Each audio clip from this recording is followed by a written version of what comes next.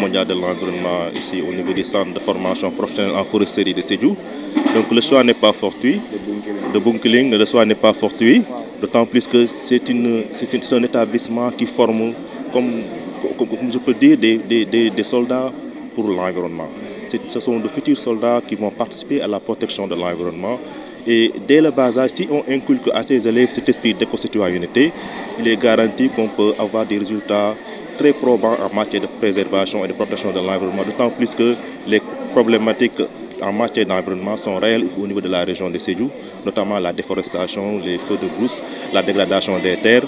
Vraiment, c'est un établissement véritablement à accompagner dans ce type d'activité. C'est quoi la situation exactement concernant la dégradation et la restauration des terres? Voilà, effectivement, le thème cette année cadre parfaitement avec les problématiques de l'environnement qui se posent avec acuité au niveau de la région.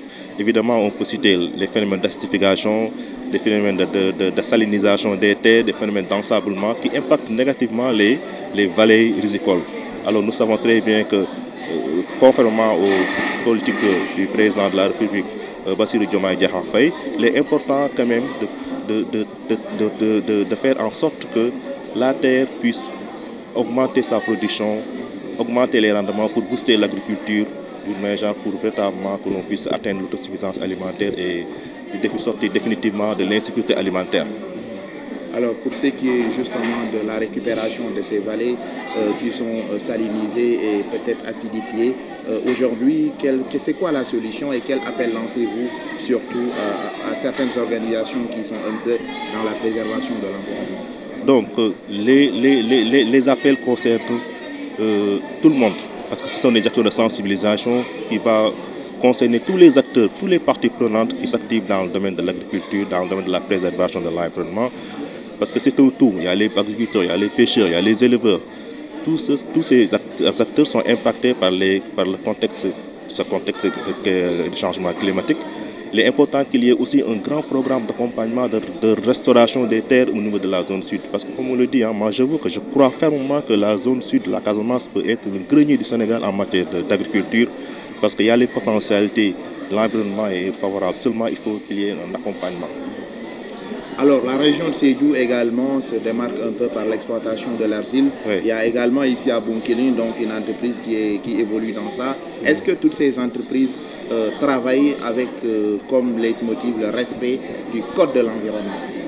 On ne peut pas dire que toutes ces entreprises travaillent à 100% donc, en respectant le code de l'environnement.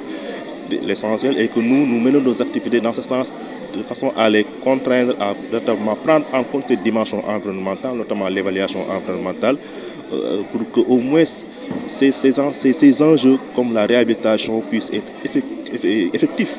Parce que nous savons très bien que la non-réhabilitation de ces carrières participe aussi à la dégradation de l'environnement. Donc nous, actuellement, nous nous battons à ce que véritablement la réhabilitation systémique de toutes les carrières ouvertes ici au niveau de la région de Sédhiou soit réhabilitée et remise même valorisée et remise en état pour accueillir d'autres types d'activités donc génératrices de revenus. Une entreprise qui ne respecterait pas cette norme, vous ferez quoi? C'est quoi la réglementation? Bon, la réglementation est claire là-dessus. Il faut qu'il y ait quand même l'évaluation environnementale, mais nous aussi, nous accompagnons les entreprises de façon à ce que, en même temps qu'elles exploitent, elles respectent tout ce qui est disposition réglementaire, environnementale, donc et remise en état du site. C'est quoi l'importance de ce projet avancé?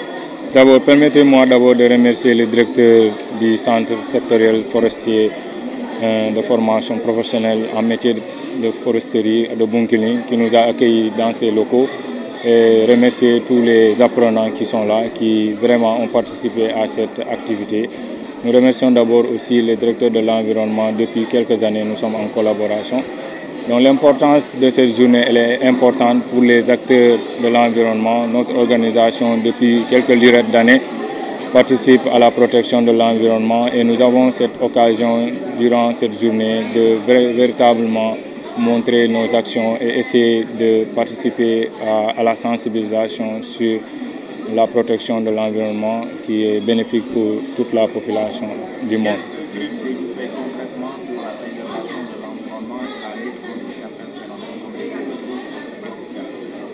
D'abord, Green Sédhiou intervient dans la région de Sédhiou avec des acteurs ciblés à travers les élèves et à travers aussi les communautés locales, que ce soit les femmes et aussi les autorités locales, essayer de participer aux actions communes qui permettent de valoriser au moins notre environnement et essayer aussi de sensibiliser les communautés qui sont là et la plupart n'ont pas assez d'informations sur comment protéger les ressources naturelles qui tournent autour d'elles-mêmes. Maintenant, nous, notre rôle, c'est au moins toujours être des acteurs qui participent à la citoyenneté active. Cela veut dire sensibiliser nos pères jeunes, sensibiliser les jeunes élèves à travers l'éducation environnementale, d'être très conscients de ce que la nature nous a donné et d'essayer de préserver cette nature-là. À travers beaucoup de domaines, que ce soit la restauration de la mangrove, aujourd'hui la désertification, la déforestation et aussi la restauration des terres et aussi les enjeux du changement climatique en incluant les objectifs de développement durable. Tous ces enjeux-là nous tiennent beaucoup à cœur et aujourd'hui nous pensons que le futur appartient aux jeunes. Il faudra les cibler, il faudra les conscientiser, il faudra aussi accompagner les femmes qui sont aussi vulnérables ici, qui s'activent dans beaucoup de secteurs qui sont liés à l'environnement, que ce soit le maraîchage, que ce soit la riziculture, etc. Donc c'est tout ça qu'on fait dans la région de Sédhiou.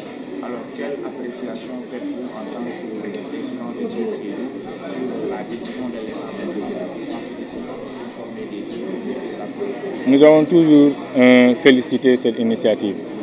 À travers ce centre-là, il y a des futurs jeunes qui d'abord sont capables au moins de restaurer les forêts, qui sont capables de démultiplier tous les savoirs ici.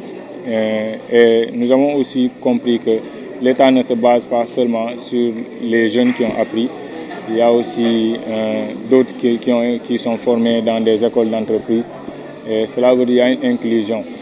Et là, c'est des choses à féliciter. À travers ça, l'État prend les beaux jeunes de la localité, essaie de matérialiser ça en formation pour que les gens sachent au moins tout ce qui les entoure. On peut créer des métiers d'avenir.